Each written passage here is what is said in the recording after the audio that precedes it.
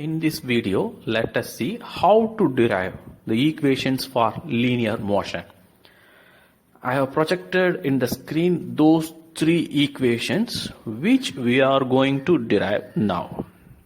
Let us move into the first equation. Before getting into the derivation part, let us briefly have an introduction part. Now let us look into this diagram. Suppose a particle starts from here, that is at position x equal to 0 at time 0. The particle is having an initial velocity u. Now suppose if it moves from here to the right hand side and it covers a distance s at time t, and it will have the final velocity. There will be a change in velocity from initial velocity to final velocity. Let us assume like that. And the abbreviations are given below. It's u initial velocity, final velocity, a means acceleration, time t.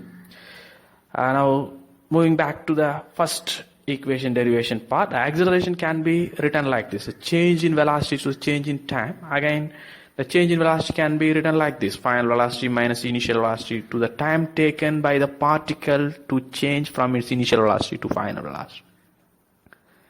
Now writing the acceleration, the above equation is written like this.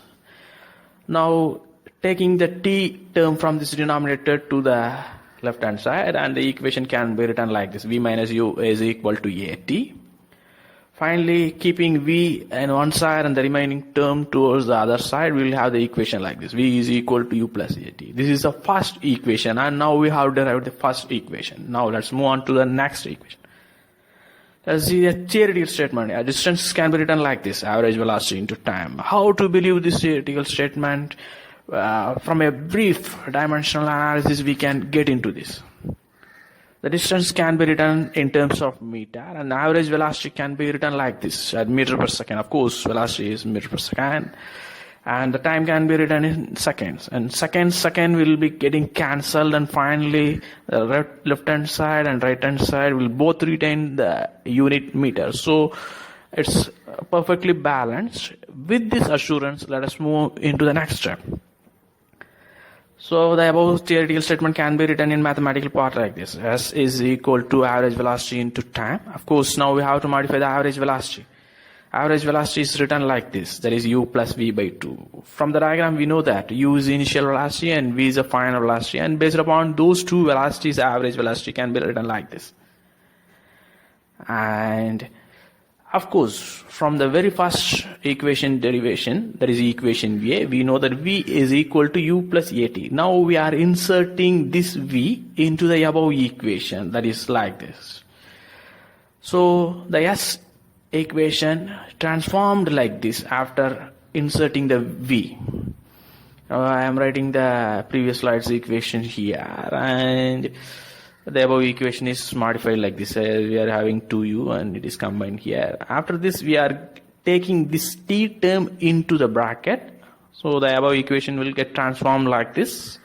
And based upon the common denominator, we can rearrange the equation like this. And finally, after some simplification, we will get the equation like this. S is equal to ut plus half at square. And this is the second equation.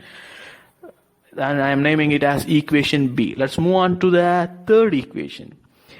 And from equation A, that is from the first equation, we know that V is equal to U plus AT. And having AT on one side, remaining term on the other side, we will get the equation like this. And having the T on one side, we will get the remaining terms on the other side. The equation will presume like this. And stopping over here, and let's moving to the next part of this equation. In the introduction part of the second equation, we have seen this. A theoretical statement can be written in a formula term. And now we are going to introduce this t term into this S equation, that is here. After introducing the t term, the equation will get modified like this. And finally we can write like this: v square minus u square by 2a. How it can be written like this?